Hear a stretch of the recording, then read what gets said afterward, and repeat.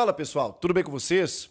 Na medida do possível, né? O Corinthians está eliminado da Libertadores. Não faltou luta, não faltou vontade, mas os erros lá no Equador custaram muito caro. Vem aí uma decisão de Paulistão. O Ramon Dias segue pressionado.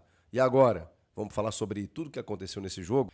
Vamos lá, gente, vamos falar dessa vitória com derrota, com desclassificação, uma vitória, de certo ponto, amarga do Corinthians, um 2-0 em casa. A gente sabia que o Corinthians em casa faria um resultado, faria pelo menos 2 gols, é a tônica da temporada, mas faltou um golzinho, uma arbitragem muito ruim, assim, completamente conivente com o antijogo do Barcelona de Guayaquil, mas é que, como reclamar?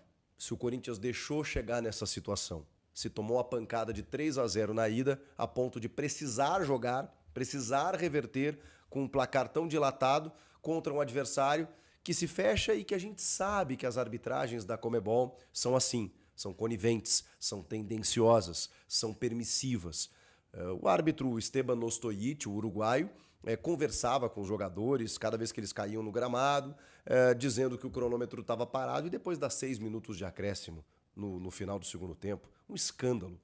O gol do André Carrilho, o segundo gol, demora quase 4 minutos para ser validado pelo VAR, numa ânsia do juiz em não querer marcar o gol, de repente auxiliado pelo VAR, também o uruguaio Andrés Cunha, ele tem que validar. Demora 4 minutos, o jogo já terminando. Isso é compensado no VAR, com todas as trocas, com todas as ceras, com o goleiro fazendo cera em todos os momentos. É inacreditável, gente. Era papo de 10 minutos de acréscimo no mínimo, no mínimo. Não que fosse fazer talvez alguma diferença, mas é que a justiça não corrobora nesse sentido, né? A arbitragem, ela porque foi como um todo. Ele foi permissivo com o antijogo do Barcelona o tempo inteiro. E esse é o risco. É o risco de você, lá no primeiro jogo, ter tomado um placar de 3-0. Esse jogo, especificamente da Neoquímica Arena, é um jogo que dificilmente você olha e consegue analisar taticamente. As circunstâncias são completamente específicas de um jogo em que tem um adversário que está fechado, você precisa do resultado, tanto que o Ramon, aos 30 minutos, percebe que o Ranieri não estava fazendo nada ali, estava fazendo figuração no jogo. Por quê? Porque era ataque contra a defesa, não fazia sentido você ter 3 volantes. Eu confesso para vocês que eu entendo a escalação inicial ser com o Ranieri, porque foi o modelo tático que ele encontrou contra o Santos e que funcionou. E que funciona assim desde o ano passado, na verdade, né, com o Ranieri dando uma sustentação. O Corinthians sofreu defensivamente muito durante a temporada, inclusive contra o Barcelona, quando lá não estava o Ranieri, quando lá não estava o Martínez. Então, quando ele tem uma Ranieri e Martínez, ele pensa, bom, vou proteger caso os caras resolvam atacar. Mas aí eu preciso reconhecer o que o Ramon fez nesse jogo. Nesse jogo. Ele percebendo, ele tira e coloca mais um atacante, coloca o Romero. E aí, obviamente, né, coloca mais pressão no campo de ataque. E o Corinthians martelou, martelou, martelou, martelou. Quando ele tem o Barcelona, um jogador expulso no segundo tempo, ele vai lá e imediatamente põe mais um atacante. Então, o Ramon fez tudo o que precisava. Termina o jogo com o Gustavo Henrique de centroavante, pelos seus 1,96, com muitos cruzamentos. É fato que os cruzamentos eles denotam um pouco de falta de recurso, de repertório do time, mas, de novo, eu preciso analisar as circunstâncias desse jogo. O Corinthians, por várias vezes, tentou entrar por dentro. Não sei se vocês perceberam isso, mas tinha um muro. O Memphis tentou, o Garro tentou, o Carrilho tentou. Até para finalizar estava difícil.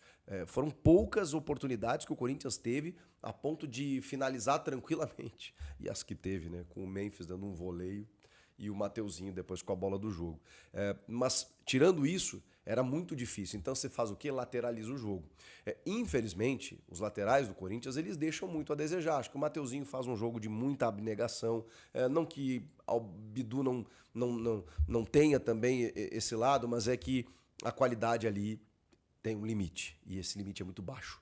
Se tivesse o Anrileri ali no jogo, acho que o Corinthians teria uma arma muito forte pelo lado esquerdo, até porque os caras não passavam no meio campo, em raríssimas vezes isso aconteceu. Então, o Anrileri jogaria muito espetado, combinando jogadas lá pelo lado esquerdo, funcionaria muito bem. Inclusive, quando o Tales entra, ele poderia entrar no lugar do Bidu. Por que não? Porque ele jogou espetado ali pelo lado esquerdo. O Bidu não teria porquê, só que ele coloca o Tales no lugar do Martínez, que era outro jogador muito envolvido com a partida, assim como o André Carrillo. Foram os dois expoentes, assim, em termos de volúpia, sabe? De intensidade no jogo. Eles ditaram o ritmo. O Memphis Depay, obviamente, ficou devendo um pouquinho, né? Porque quando a gente cobra do Memphis, a gente cobra nesse jogo. O Memphis é um cara que tem sido importante em vários jogos do Campeonato Paulista mesmo, né? Você coloca, ele é o principal garçom do time na temporada, líder de assistências. Isso eu não estou nem contando ano passado, onde ele foi fundamental. Esse ano, o Memphis, ele tem os seus números, tá? Mas o que acontece? Quando chega num jogo desse tamanho, quando chega no clássico majestoso, por exemplo, aquele do Morumbi, quando chega num derby, por exemplo, é esse o jogo que você espera do Memphis. Ele pediu tanto a camisa 10, pois a vista dentro de campo. E seja influente no jogo como um camisa 10 deve ser. Foram lampejos do Memphis na partida. E a gente cobra do Memphis que nesse tipo de jogo ele apareça. Tá? Eu sei que tem muita temporada para acontecer, tem muita coisa para acontecer esse ano. Ele foi muito importante ano passado. Óbvio que eu deposito ainda muita expectativa no Memphis, mas nesse jogo faltou um pouquinho dele, para não dizer muito. O Rodrigo Garro, eu dou um baita desconto aqui. Eu sei que tem muita gente pegando no pé do Garro, mas assim, gente, o Garro tá jogando infiltrado, com injeções, para suportar as dores no joelho. Assim, você pode analisar tecnicamente o Rodrigo Garro pelo nível que ele entrega, de que, ok, ele esteja abaixo. Não conseguiu arremates, os poucos que tentou explodiram na defesa, não conseguiu ter a influência no jogo que normalmente ele tem, mas assim, não dá para dizer que o Garro se escondeu do jogo. O Garro buscou o jogo o tempo inteiro. O Memphis deu uma desaparecida. O Memphis, como eu disse, viveu de lampejos no jogo. Um jogo em que o Corinthians precisa fazer 3 gols é muito pouco. Ele apareceu, né, disputando a bola com o goleiro no gol do Carrilho. Ele apareceu numa finalização ou outra, mesmo que numa errada, né, nesse voleio que eu falei, furado. Mas o Garro puxou a bola o tempo inteiro. O Carrilho, então, nem se fala, né? Para mim foi o nome do jogo. Apareceu em todas as partes do campo, buscando a partida, buscando arremates. Uma pena que a bola dele não tenha entrado num arremate muito forte no segundo tempo, que a bola passa isso aqui do travessão. No primeiro tempo, ele pega uma bola de primeira dificílima, chuta, o goleiro defende, depois dá escanteio.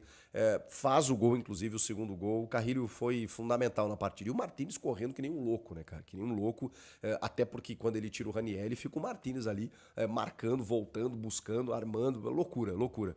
Então, assim, não dá pra dizer que faltou entrega. Não dá pra dizer.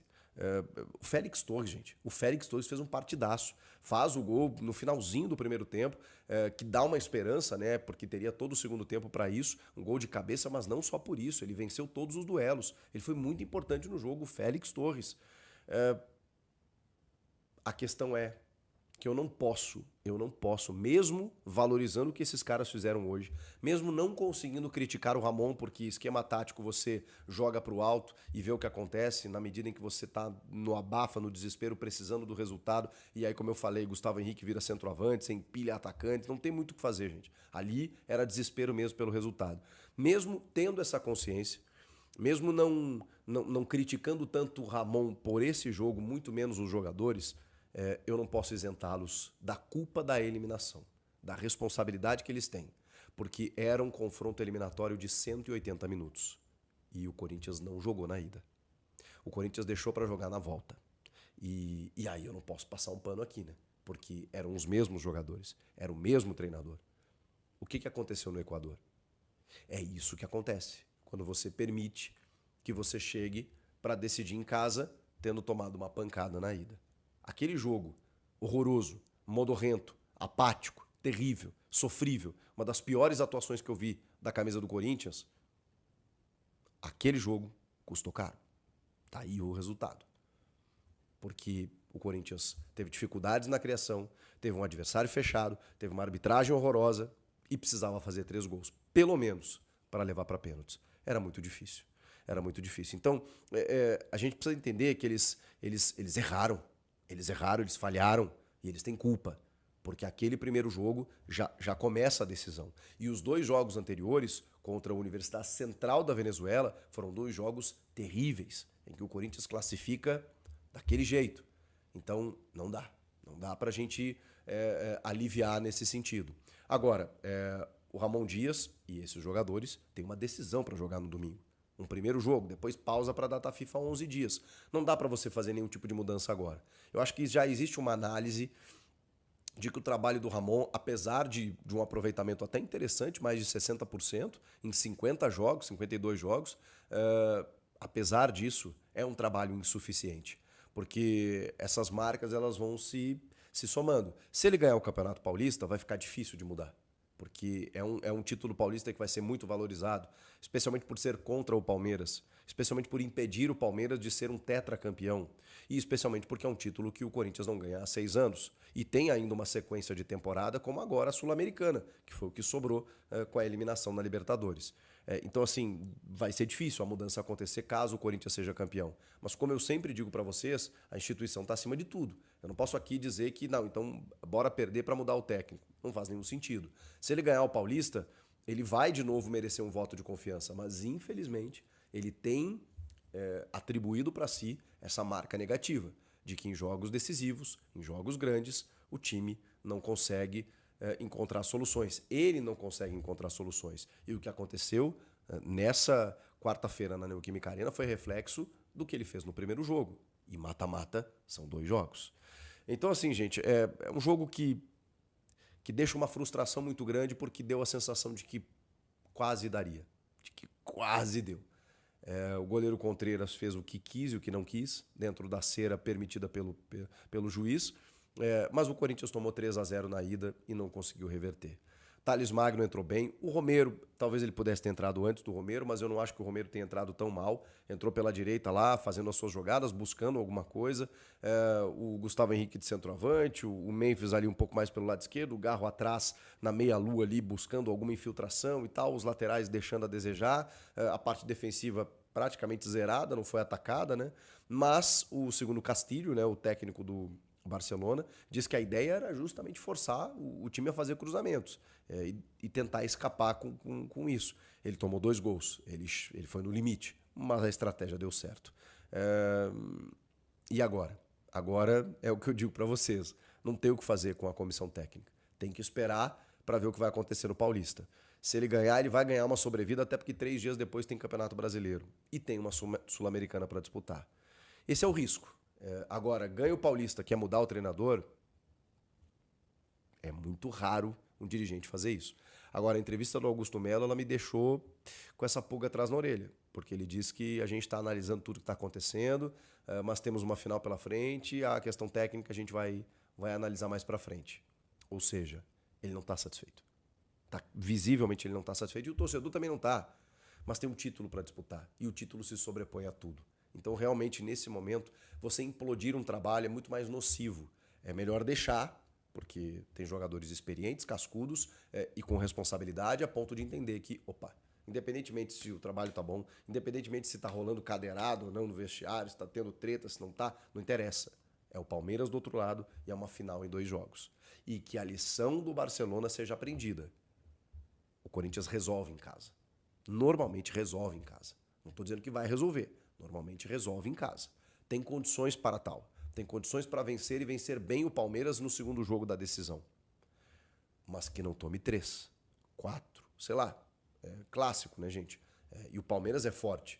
Então, se você perde por 1 gol de diferença, se você volta com empate, se você perde por 2 gols de diferença, eu acho que é possível reverter. Mais do que isso, aí complica. Então, esse primeiro jogo... Atenção, Ramon Dias. A decisão do Paulista começa nesse primeiro jogo. Já começou a decisão. Então, preste muita atenção. Esse primeiro jogo também é importante para a final. O que vocês acharam da eliminação? Estão felizes com a luta, pelo menos, e a entrega dos jogadores? Tem alguma crítica pontual? O que fazer com Ramon Dias? Salve, nação, tudo jóia? Gente, olha eu aqui de novo, Mineirinho na Roça, passando aqui para trazer para vocês as últimas informações do Corinthians e vamos começar o vídeo analisando o jogo entre Corinthians e Barcelona na Neoquímica Arena pela pré-Libertadores, onde o Timão venceu por 2-0, porém não se classificou. Está eliminado da competição sul-americana. Corinthians, infelizmente, acabou levando uma surra, acabou levando uma sapatada lá no Equador para o Barcelona de Guayaquil de 3-0. Sabíamos que a missão na Neoquímica Arena era quase impossível, mas como diz aquele velho ditado, né? A esperança é a última que morre. Então o Corinthians entrou jogando para cima do Barcelona, mas teve muita dificuldade. Começou bem o jogo envolvendo o Barcelona de Guayaquil, porém na hora do arremate final o Corinthians estava tendo dificuldade para marcar o gol. Ramon Dias escalou o mesmo time que jogou praticamente contra o Santos, né? Com exceção de Fabrício Angeleri, porque não está inscrito na competição. Então, para inscrever na competição, o Corinthians teria que classificar, passar para o grupo de fase, vencer o Barcelona, para depois ele começar a jogar. E fez uma falta, tá? Fabrício Angeleri, titular absoluto no Corinthians, joga muito. Fez 2 gols no Corinthians, fez 2 jogos no Corinthians, contra o Mirassol e contra o Santos, e foi perfeito, taticamente, tecnicamente, fez muita falta ontem. Contra o Mirassol fez um cruzamento na cabeça de Memphis Depay para fazer 2-0 Corinthians, e contra o Santos deu aquele passe extraordinário, que cruzamento sensacional para Rodrigo Garro fazer 2-1 Corinthians, eliminando o Santos na semifinal do Paulistão. Mas a alternativa do técnico Ramon Dias foi Matheus Bidu. Matheus Bidu tem muita deficiência técnica, a gente percebe que é esforçado, é dedicado, né? Mas falta qualidade no toque final. E a defesa do Corinthians jogou muito bem ontem de novo, né? Félix Torres foi muito bem, acabou marcando até o gol no final do primeiro tempo, né? O time do Corinthians, aos quase 30 minutos do primeiro tempo, Ramon Dias percebeu que o time do Barcelona está jogando totalmente atrás, estava encurralado. Para mim, eu poderia ter entrado jogando já com o Romero e deixado o Raniel, porque o Corinthians jogava em casa, o Corinthians precisava reverter um placar de 3-0. Então, para mim, tinha que jogar com o time mais ofensivo, mas ele percebeu aos 30 do primeiro tempo e colocou o Romero. Mesmo assim, o Corinthians continuou encurralando o time do Barcelona, mas com muita dificuldade para marcar gol. Eu não vou falar tanto aqui do Garro, sabe por quê? Porque o Garro está jogando com dificuldade faz tempo. Contra o Santos, a gente percebeu que ele não performou a quantidade que ele sabe, certo? E aí, o que aconteceu? O cara tinha tomado infiltração mais cedo para jogar a bola, isso foi descoberto. Então o cara foi na dificuldade, sentindo dor. Então como é que a gente vai criticar um cara desse? Sentindo dor, ninguém aguenta praticamente trabalhar. E principalmente um esporte que se chama futebol, que é um jogo, né, que você usa o seu corpo o tempo todo. É um jogo de contato físico, né? Então não tem como falar. Mas eu tenho 2 caras aqui que, para mim, eles foram muito mal. Já tá mal do Corinthians faz algum tempo. O primeiro, vou falar dele, Ramon Dias. Ramon Dias. Mas Ramon Dias tem uma porcentagem de 61% no Corinthians de aproveitamento. Gente, vamos lá. Quem são esses adversários que o Ramon Dias está tendo esse aproveitamento? O Campeonato Paulista não pode servir de base pegando o time do interior, porque não tem toda a estrutura que o time da capital tem. O Corinthians é um time que investiu praticamente 200 milhões em reforço. Então é muito pouco para a gente se contentar. Ramon Dias, ano passado, ele, por erro dele, do seu filho Palilo Emiliano Dias, acabaram errando na escalação, acabaram errando na substituição, e o Corinthians foi eliminado da Copa do Brasil. Assim aconteceu na Sul-Americana, escalou o time errado, e o Corinthians foi novamente eliminado. E agora, jogando uma Copa, que é a pré-Libertadores, não é nem Libertadores, tá? Se o Corinthians classifica, para frente ia cair facilmente, porque o time tecnicamente falta muita qualidade. E tem um treinador que não sabe jogar competição. Então, um time que tem mais de 200 milhões de investimento, né? Um time que tem um estádio espetacular, uma torcida fenomenal, é muito pouco contentar com o Ramon Dias. Ramon Dias, na hora que você precisou dele, não conseguiu. Mas ontem o Corinthians ganhou de 2-0. Gente, a gente precisa analisar o jogo no todo. O Corinthians ganhou de 2-0 ontem, mas ele perdeu de 3 contra o Barcelona. Então ficou uma missão praticamente impossível para reverter. E é culpa de quem? do senhor Ramon Dias, que escalou 3 zagueiros jogando no Equador: João Pedro Choca, Gustavo Henrique e André Ramalho, que não está bem faz tempo. É um grande jogador? É um excelente jogador, mas não está bem. Então o Ramon Dias, para mim, é culpado. Para mim, se o Corinthians ganhando ou perdendo o Paulistão, eu trocaria Ramon Dias. Eu traria um técnico como o Tite, porque a qualidade desse elenco do Corinthians merece um técnico como o Tite. Um técnico mais linha dura, um técnico que cobra mais, um técnico mais disciplinador. Ramon Dias é muito amiguinho, ele tem medo dos jogadores. Ramon Dias, ganhando ou perdendo o Paulistão, eu admitiria, porque é muito pouco a gente contentar com uma final de Paulista. E outra, e se jogar como jogou ontem ganhou, porque o Barcelona de Guayaquil tem muito menos qualidade do que o time do Palmeiras. Muito menos qualidade do que o time do Palmeiras. E se jogar contra o Palmeiras domingo, como jogou ontem, perde de 3-4-0, tá? Perde de 3-4-0. Olha o que eu estou falando antes, já estou avisando. Eu demitiria Ramon Dias. O presidente Augusto Melo está sendo muito pressionado para demitir Ramon Dias. Já há algum tempo que a cúpula corintiana divide opiniões e não quer mais Ramon Dias. Na semana antes do jogo contra o Santos, o Corinthians tinha pedido 3-0. Todo mundo querendo a demissão de Ramon Dias. Ramon Dias vai ganhando o Santos de 2-1. Todo mundo continuou querendo a demissão de Ramon Dias. Olha para você ver, ele ganhando, as pessoas querem a demissão. Porque na hora que a gente mais precisa, aí, por exemplo, se perder o Palmeiras, vamos lá de novo, vou dar um outro exemplo aqui. 3-0, vamos dar, tudo é possível. Perdeu o Palmeiras 3-0, aí veio jogando na Neoquímica Arena, ganhou 2-0. Ah, mas o Corinthians ganhou hoje. E o que vale o resultado de ontem? O Corinthians está eliminado na pré-Libertadores. Olha bem o prejuízo, o tamanho do prejuízo do Corinthians por ficar fora dessa competição.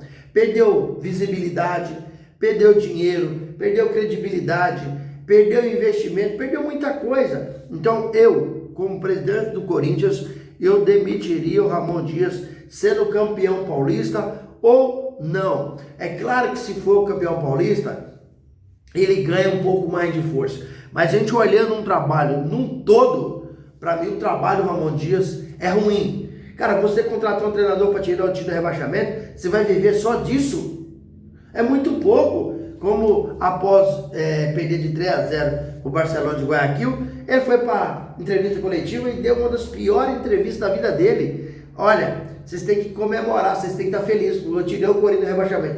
Pelo amor de Deus, o salário que ele ganha no Corinthians, o investimento que o Corinthians tem, o tamanho do Corinthians, um time com quase 40 milhões de torcedor, ficar satisfeito por apenas se livrar do rebaixamento, isso é uma vergonha. Para mim, o Corinthians, na mão do Ramon Dias, é um vexame. E qual o sério risco de perder o título do Palmeiras, que o Palmeiras está jogando mais agrupado. O Palmeiras está jogando mais coletivamente. O Palmeiras tem um treinador de quase 5 anos que conhece. Para mim, é o melhor treinador da atualidade. Melhor treinador da atualidade. Então, o Palmeiras tem mais chance de ganhar esse título do que o Corinthians. O Corinthians, para ganhar esse título, tem que ser na superação e num trabalho diferenciado do Ramon Dias, coisa que ele não tem conseguido fazer, infelizmente. Mas para mim, das 50% dessa culpa do Corinthians estar eliminado é o senhor Ramon Dias. A gente não pode contentar com tão pouco que o Ramon nos entrega. Outro jogador que está em baixa, que chegou no Corinthians e aí esse ano foi vaidoso, porque colocou no contrato que tinha direito à camisa 10 a partir de 2025, pegou a camisa 10, mas não faz a função da camisa 10. Quem é? Quem eu estou falando? Falando do senhor Memphis Depay, que está mal no Corinthians, está vivendo no timão de lampejos, você vê que o jogo de ontem praticamente não apareceu. E esses jogos assim são jogos dos craques, são jogos para quem é diferente mostrar sua diferença nesse jogo. Muito mal o Memphis Depay. Nós não podemos contentar com um jogador entregando tão pouco quanto o Memphis Depay está entregando em campo e sendo mais visto, sendo mais notado fora de campo, participando de eventos, indo na quadra Gaviões da Fiel, indo para programa de televisão, indo para noite de poker com o Neymar, fazendo festança luxuosa de aniversário, indo para as comunidades. Então o Memphis precisa ser notado dentro de campo, porque dentro de campo ele está passando desapercebido. O que aconteceu ontem, Memphis muito abaixo, perdeu aquela batida de fora da área que ele teve, mas chutou lá na arquibancada. Memphis está mal. Para mim é o jogador que é o cara que ganha quase 5 milhões, batendo algumas metas, chega por mês, para jogar só isso, a gente vai ainda bater palma para ele? Não tem que cobrar. Memphis Depay não quer ser o camisa 10 do Corinthians, mas não está desempenhando a função do camisa 10. Não é o craque do Corinthians, mas não está respondendo, porque ontem teve apagado em campo e apareceu em pequenos lampejos, fazendo algumas mínimas jogadas. Para mim o Memphis Depay tá mal, tem que cobrar, tem que parar de sair, tem que jogar.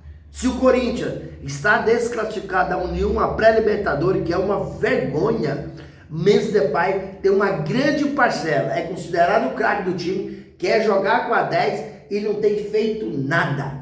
Cara, numa temporada 2025, o cara tem apenas 2 gols. 2 gols. E a gente vai ficar feliz com isso? A gente vai ficar satisfeito com isso? O cara tem apenas 2 gols. Não é o craque? Ó, craque é pra isso. Ontem eu vi os comentaristas esportivos falando, em jogos decisivos, quem que tem que aparecer? São os craques. Tem que aparecer o Yuri Alberto, tem que aparecer o Rodrigo Garro, tem que aparecer o Memphis Depay. Os 3, esse ano, eles estão em baixa. Rodrigo Garro, eu vou até entender, porque o Rodrigo Garro está jogando na dificuldade. O cara não está apto para jogar nesse momento. Está jogando com esforço, com dedicação, com amor à camisa. Mas ele está sentindo dor. Então a gente tem que dar um desconto. Mas Memphis Depay está sentindo o quê? Memphis Depay está em plena condição física, inclusive até postou um vídeo treinando, mostrando que ele está bem fisicamente, porque houve crítica que ele está gordo, houve crítica que ele está gordo. Então, ontem, precisou do Memphis Depay, precisou de Yuri Alberto, e o que o Yuri Alberto fez? Yuri Alberto está mal mais uma vez. Ano passado ele passou uma fase muito ruim, e esse ano ele está passando de novo. Ele melhorou na segunda temporada, esse ano não sei quando vai melhorar. Precisou. Ontem precisou deles. E eles não corresponderam o suficiente para o Corinthians tirar essa diferença de 3 gols e chegar e passar para o grupo de fase da pré-Libertadores. Já no domingo a gente precisa dele mais do que nunca. Será que eles vão fazer o que fez ontem? Desaparecer do jogo? Não resolver o jogo? Porque no Allianz Parque, se entrar com o corpo mole, vai levar uma sapatada, vai levar uma surra, vai perder o Campeonato Paulista e o jogo de volta não consegue tirar. Porque o Corinthians, com seu treinador e com os craques do time, não consegue fazer a diferença e levar o Corinthians a ser campeão. Infelizmente, mas na minha opinião, é a realidade do momento. E aí, fiel, o que vocês acham? Vocês acham mesmo que o Memphis Depay está muito abaixo? Ontem era um jogo para ele decidir. Rodrigo Garro, mesmo machucado, também foi muito abaixo ontem. E o Roberto foi muito mal. Qual que é a sua opinião? Estamos eliminados da pré-Libertadores, né? Pelo Barcelona de Guayaquil. Será que vamos levar a mesma surra no Allianz Parque para o Palmeiras na final do Paulistão, assim como levamos no Equador? Deixa aqui seu comentário, deixa aqui seu like para o YouTube entender que vocês estão gostando do conteúdo e recomendar a toda a nação. E deixa aqui também a sua inscrição na comunidade para a gente continuar crescendo junto. Sem mais delongas, até o próximo vídeo. Tchau, tchau.